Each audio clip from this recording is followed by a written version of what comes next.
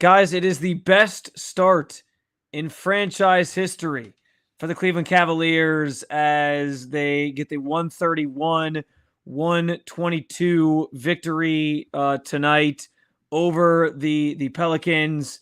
It's another impressive performance. I know Spence and I have so much I feel like we got to break down. But a couple key things I wanted to hit on here, Spence, before we really get rolling, because the 9-0 start is one thing. We know how impressive that is. Never been done in franchise history.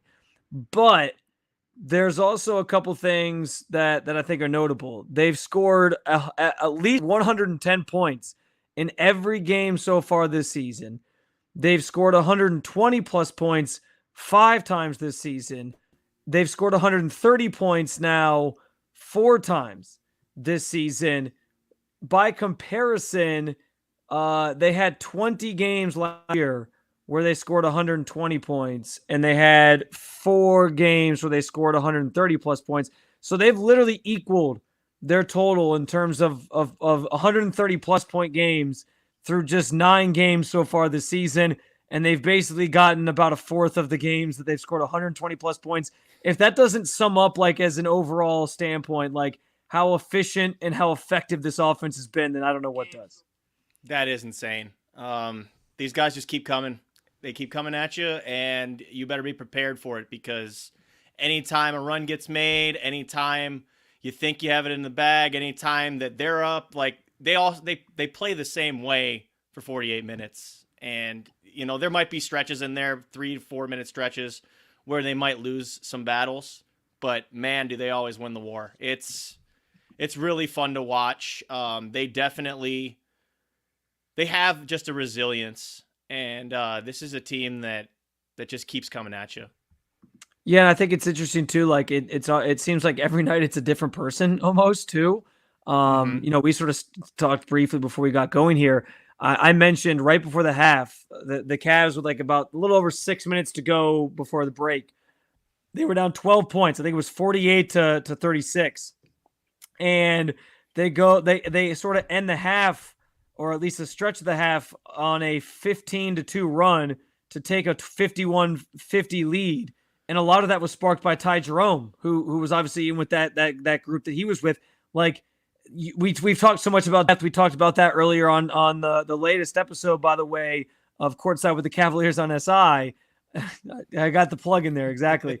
But like, you see it in real time, and it's like it's there. Like, the depth is working, the depth is contributing. It's yes, there's the star players, there's the Donovan Mitchells, there's the Evan Mobleys who are taking over and just doing tremendous things, the Darius Garlands, the Jarrett Allens.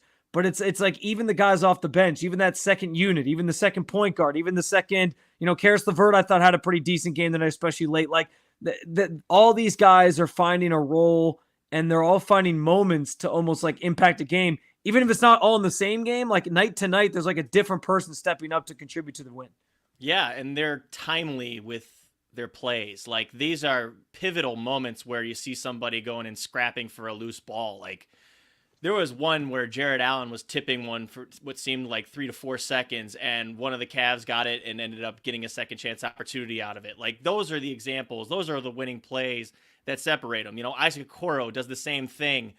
Thankless jobs, man, but they do them, and they star in their roles, and that's such a cliche saying, but it's true. And I mean, you pointed at Ty Jerome, just terrific in the open floor, trying to draw fouls, but also defending, finding guys, just no-look passes to cutters. It's just been so consistent, too, for everybody off the bench. George Niang, same thing, being in the right spots, connecting guys.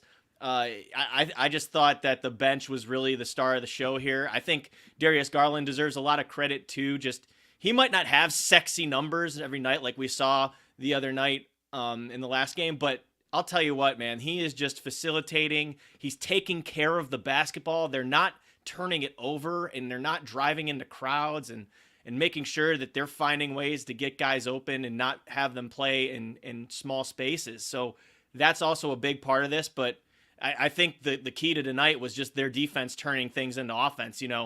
We bring up the bench. We got to bring up Craig Porter Jr. and the job he did in his, 5 minutes. He comes in and plays great defense.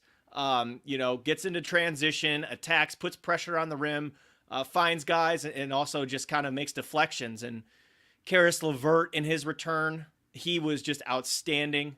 It was all sorts of just deflections and ways to defend. He was all up in Brandon Ingram. Everybody was all up in Brandon Ingram tonight, but he was just a mid-range monster.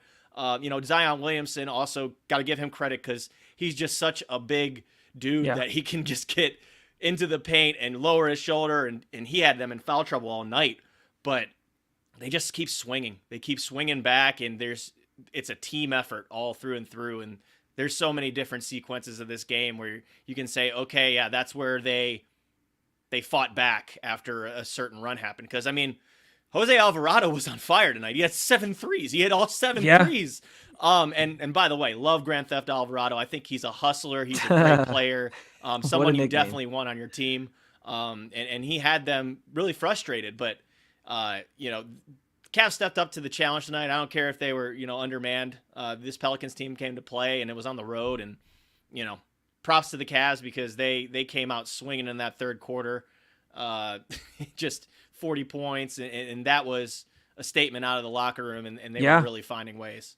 That was definitely the moment they sort of pulled away, put the game out of reach, and sort of cemented like they were going to take this thing over. After again, it was that run at the end of the half where it seemed like New Orleans had some momentum, and then the Cavs seized it back courtesy of Ty Jerome, and then they used that momentum to, like I said, just kind of put the game out of reach. And it from that moment on, like after the third quarter, or from the start of the third quarter, it didn't feel like the Pelicans were ever really going to get back into it. Even though I thought some guys played well. You mentioned Alvarado. He was their second leading scorer. He had 27. Zion Williamson had 29. The Pelicans had 6 scorers in double figures. Cavs had the same, including Karis LeVert with 16 off the bench, Ty Jerome with 11 off the bench. Donovan Mitchell, the leading scorer with 29, 14 for Garland, 16 for Allen, 15 for Evan Mobley. It was like we've been talking about so much with this team, was a complete basketball game. I will say, you mentioned you didn't think Donovan played his best game despite leading the team in scoring.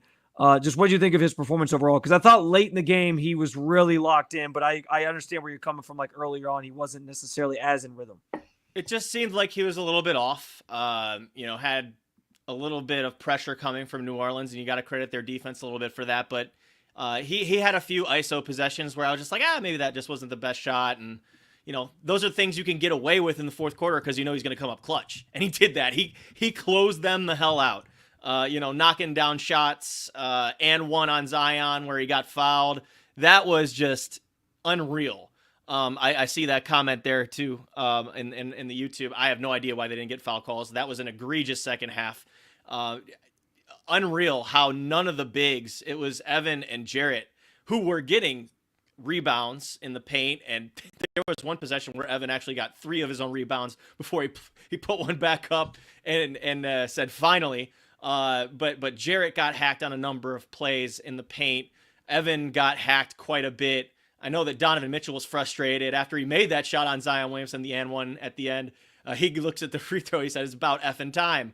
They were just not getting the whistle on the other end. I don't know why, but they fought through it. They played 5-on-8 tonight in the second half, and they got it done. And, on the other end, there were a couple of questionable calls. But on the point with Zion, I think Zion commands foul calls because he's such a big body and he's underneath the rim and he's so close to the basket that some of those are probably well justified. But hey, can we credit Kenny Atkinson? 2 coaches' challenges that went the Cavs' way that, who knows, could have sprung the momentum forward, because those are pivotal moments. I know the Cavs, I think they were down 6 for the first one, and that really was a momentum shifter.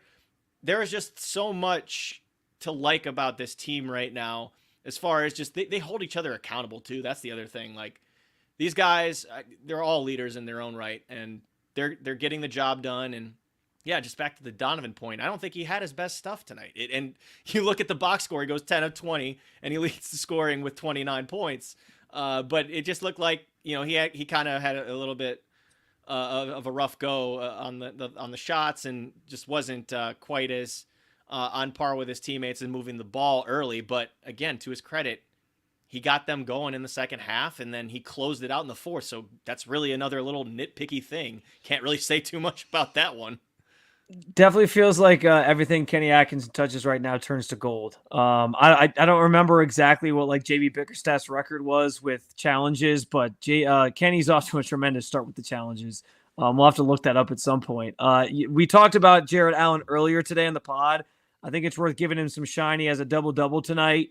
And he continues to just be, Spence, like that sort of silent assassin. Like when you think about like the Heat Big Three era, he's kind of like the Chris Bosh in this, even though it's more of a, we call it the core four here, but like he's the guy that sort of has to, he's like the backseat guy. Like people don't talk about him as much. They don't think he's as important to the team winning, but then you check the box score and you realize that the impact he is having on this game is just tremendous every single time down the floor. And I thought we saw another performance from him tonight where it was like, yeah, in real time, maybe people weren't noticing his impact, but it was definitely there. And he continues to be such an important part of all this success here early in the season. In DG's word, the heart and soul of the Cavs. And yeah. Let me tell you, man, he is a defensive anchor. Did you see the block on Yves Missi he had? Yves Missi was giving Evan Mobley some really fun battles down there in the paint in the first quarter. Those two were going at it. You know, Evan showed some really nice footwork. Yves got Evan to bite on a few where he, scored in the paint. Second half comes around. Jarrett is feeding him a leather sandwich down there when he tried to get a dunk on him. JA was just outstanding on the glass defensively. He's even switching out on guys on the perimeter. Kenny has plenty of faith in him out there. These guys are doing a really good job on the defensive end. I mean, I know you see 122 points on the board, but you look at the free throw attempts and you see all that. They're getting physical. They're playing a physical game, and they're still incorporating that kind of fast pace, pushing the ball in transition and defense into offense, man. That is their calling card right now. Karis LeVert, huge part of that. Evan Mobley switching on to guys too on the perimeter. There's just so many guys that can do multiple things. Yeah. Where I know we talk about roles on this team, but when you have guys that can play multiple roles on defense, on offense, and you have a variety of choices you can make and how it's working in the game flow, that's dangerous. That's really dangerous.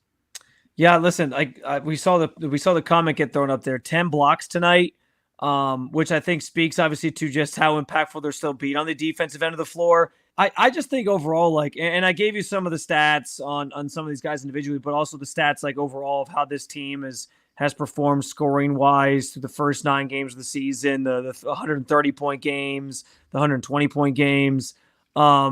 This is the offense that like we thought we were going to see last year, getting out in transition, defense kind of leading to offense. But with JB, they weren't executing it this way. And I don't mean to like keep going back and like throwing JB under the bus here, but with Kenny, it's crazy how like that defense they've only, I forget what it was when we looked it up last week, Spence. Like there was a very slight drop off in terms of defensive rating, but it was so slight. The fact that they're still such a great defensive team while also still, getting the offense to just reach this whole other level has been super impressive this season. And like you said, it's a credit to all those guys that you mentioned. But like, even on the defensive end of the floor, guys like Garland playing defense so well, as you see in the comment here, we brought that up. I got to smile, Spence. We brought that up in the podcast earlier. What did I say in the preseason? When you asked me what part of this do you think is going to surprise a lot of people? Darius Garland's defense. He had the block Spence, on that's Brunson. That's why you're the best, man. That's why we have you on this program, because you know what you're talking about. No, but seriously though, I'd pat you on the back if we were together. But he had a huge stop on Brandon Boston Jr., who had a really solid game. Brandon Boston Jr. So congratulations to him, showing off his development. But great stop on Brandon Boston leads to an opportunity on the other end. Cavs capitalize. Those are the plays. Those are the things that are going to take this team from good to elite. Like that's the kind of buy-in you have to have when you have Darius Garland, who's 6'4", 6'3", 6'4", guarding Brandon Boston Jr., 6'7", coming down the lane, and he's putting a hand up and vertical and legal guarding position, get the miss, go on the other end and capitalize. That's the kind of stuff that really gets teammates going, but that also shows that it's not just the big guys who are defending. It's the guards, it's the wings, it's the entire team buying into this principle. And, you brought up Kenny's, defense earlier. A lot more switching this year. Again, that kind of goes back to Jarrett Allen being allowed to have a little bit more freedom out on the perimeter. Yeah. They're okay if he's not the defensive anchor in some situations. If they have a switch, they're plenty confident that Evan Mobley will be there to protect, or a guy like Isaac Okoro or Karis LeVert will cut off drives. That's what happens when you have multi-tool guys and people who are really good laterally on their feet. That's another thing I'm noticing about the way these guys are guarding. Like, they can move. Like, Brandon Ingram was trying everything he could to get baskets tonight, and he had 20 points, but it was on 20 shots. They made it hard for him to get there. You're 100% right. They did. And Zion, even, they were trying to cut his drives off. When he got in the paint, that was a wrap. We knew that was going to happen because he's just such a burly guy. But, like, there were not too many instances where I said, there's a wide open guy on the Pelicans. Like, that didn't happen. And honestly, that hasn't happened much throughout the season where there's been huge breakdowns. So these guys are connected, they're communicating, and it's leading to success on the other end, which is a formula for basketball. The defense still being a massive part of this team's identity is almost as impressive as the fact that the offense has been had such an uptick. Like it is almost an ode to JB Bickerstaff, because it shows that, like, what he built as a foundation of that being sort of the identity of this team is still there, and it's just maybe with some tweaks now they've unlocked this other phase of the offense. I love what you said about Garland. He's been phenomenal, and it almost feels like too, like he's rejuvenated in a way. Because listen, like, the injury dragged him down, I think, last year for obvious reasons. But on some level, like, he heard and saw what people were saying about him last year, and he's playing with just such a different level of confidence. Like, he took what was said about him and has turned it into, like, a positive, where he's now using it as a source of motivation. And you've heard the quotes from Donovan and others who have all kind of said, we all know what people were saying about this guy last year. And clearly it's playing out in the court as he's been phenomenal this year. 100%. And Darius said last post game when they were in Cleveland that he is the same guy as last year, but he's not the same guy as last year. It's interesting if you go and kind of dig into that quote, because he's like, yeah, I always feel like I can beat guys off the dribble. I feel like I can have that burst and beat guys at the point of the attack, but also agreeing that he's not the same person as last year because he's playing with a clear mind. Yeah. He's playing with a free mind. Like, having that off your shoulders, knowing that you're healthy, having your teammates support, that goes a long way. And we have to remember that Darius is only a year older than Evan Mobley. Yeah. It's like, I brought that up earlier. Yeah. These guys are so young still, and they're developing, and this is not even close to a finished product between him and Evan. Evan hasn't had his best showing the last couple of games, but we've seen the glimpses, and he's going to put it together. You've seen what it can look like in sequences or what have you, but it's still a long way from being done. Like, those guys are the reason Kenny's here. He's trying to get those guys on that level of the veterans, of the guys like Donovan Mitchell and a Jarrett Allen, like who's also still developing, by the way, and Donovan Mitchell, for one, who's also developing as a catch shooter and different actions that Kenny wants to do. So there's no stopping growth when you play for a professional basketball team, in my opinion. So I'm thankful that my prediction on the podcast that they would get to 9-0 came to fruition. He slammed the table, people. I did slam the table. They proved me right. I don't know if I'm going to slam the table to say 10-0 just yet, because on Friday, the Cavaliers are home. Big game against the Golden State Warriors, who, by the way, beat the Celtics tonight in Boston, mind you. Huge win. That's a very big win for them. At least I think that game was in Boston, if I remember correctly. It was. So they're coming to town. You got one of the best coaches in the game in Steve Kerr going up against a coach that was obviously on his staff and certainly kind of knows what makes him tick, what picks his brain, knows how to pick his brain a little bit. And this is going to be an interesting challenge for them, because this Warriors team, even post Klay Thompson, has gotten up to a tremendous start, and they've shown that they're sort of a force to be reckoned with. Early scouting report, Spence. I know we'll certainly talk about this game a little bit more over the next couple of days, but early scouting report on that Warriors team and kind of what they bring to the table, what challenges they might present Cleveland. Younger and more athletic, definitely deeper. This is a team that's going to have a bench that competes with the Cavs' second unit. You have Buddy Hield, who's a sniper, always has been a Cavs killer.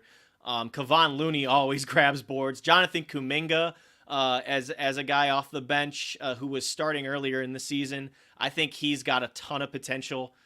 Kyle Anderson, a pro who's been all around the league, and these are all guys that are coming off the bench, right? So, young big and Trace Jackson Davis, who I really like on the Warriors, modern big who can pass out of the pick and roll, finish underneath, under the tutelage of a Draymond Green who's on the floor with him.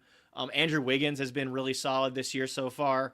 And I mean, elephant in the room, Steph Curry here, guys. So they have that guy.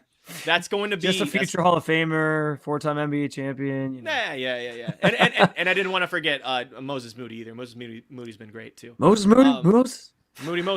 But Kenny going against his old team and his old friend Steve Kerr. So should be a barn burner, man. I'm looking forward to seeing the adjustments that they make against each other throughout the game, to see what kind of approach they take.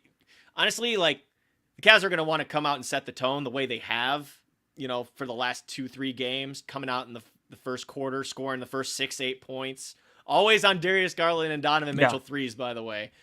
Noticing a trend there. So for you, those of you that put wagers out there on first baskets, it's usually a Darius Garland or Donovan Mitchell three as first basket. So just throwing that one out there. But it should be a really good game. I'm looking forward to that one because that'll be one, if they can take down the Warriors and continue to have this belief and this pace of play and their discipline when things are going awry, and they still continue the fight in the battle and show that consistency, then you're going to have people really, really talking. Okay. I thought you were going to say, I thought this was going to be your moment of like, this is the statement game. We've been waiting for you to say signature win. Yeah, we've been wanting you to say, we've been waiting for Spin to give us like, that's a signature win. That's the one. He's been playing like the it's too early in the season card. But with this Warriors team coming in on Friday, I'll say it. I do think, like,